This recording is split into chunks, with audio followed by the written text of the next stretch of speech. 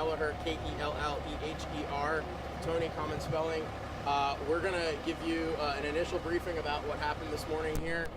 Then we'll take some questions, and then we will try and do this in Spanish as well afterwards, and then we can get you Spanish sound after as well. We're joined by a number of agencies from the District of Columbia here, and this is a unified command presence, and we're all working together to make sure everyone is safe, continues to be safe after these unfortunate circumstances. So I'll turn it over to Chief Kelleher to brief you about what happened here this morning.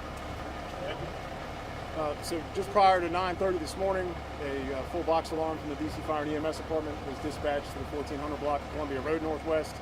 Initial reports were for some type of an explosion in or around the building. Our first unit arrived within 3 minutes, which was engine 21, and had no visible smoke or fire on arrival, but were approached by several citizens reporting some type of explosion inside the building.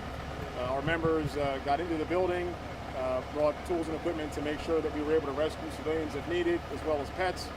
Once we got to the third floor level of this building, we did find damage in the hallways.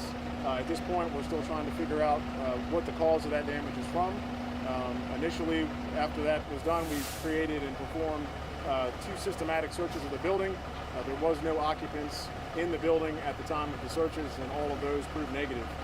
During our time here, one resident prior to our arrival did assist one occupant from the actual apartment where this is suspected to have originated from, and removed her from the building.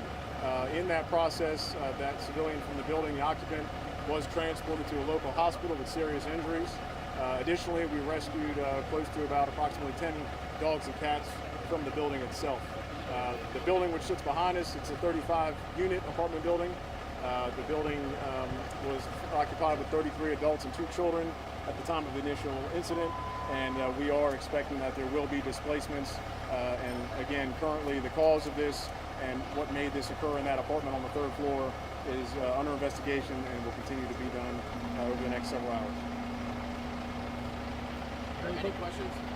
Yes. Do you have any indication that the sprinkler system is working in the building, or if there was a sprinkler system installed? So as far as I know, there was no sprinkler system in this particular building, but as we do with any time we run any incident in a large occupied building, we will go through and make sure that if there is one there, it's functional, as well as any other fire suppression systems, and that will be under fire investigations as we go through the process.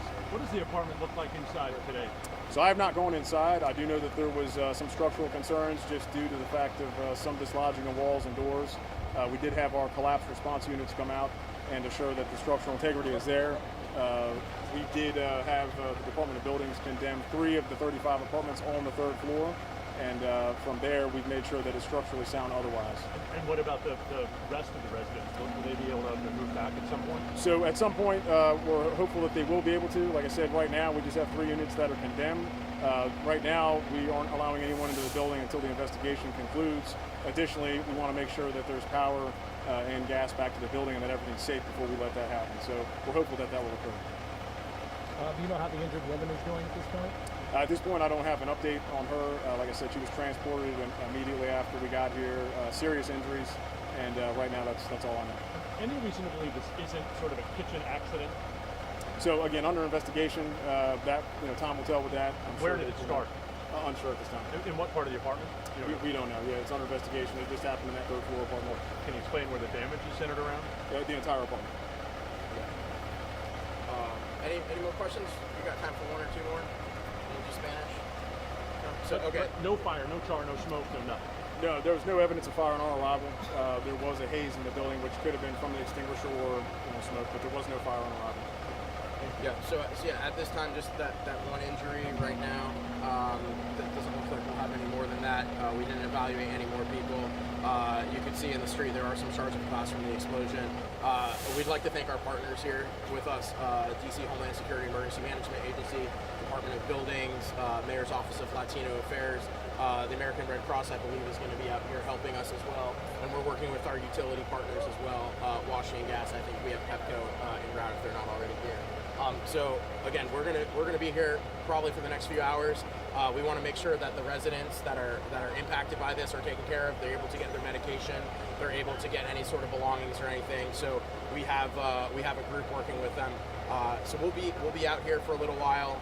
We're not going anywhere, and we'll be able to answer any of your questions as you have them. Okay. So with that, I will have Eduardo from Mayor's Office of. The media is in English. Yeah. Does any media need Spanish? I Okay. Okay. So let's use that right here now, if you don't mind. We'll right here. Yeah. So. No, you could.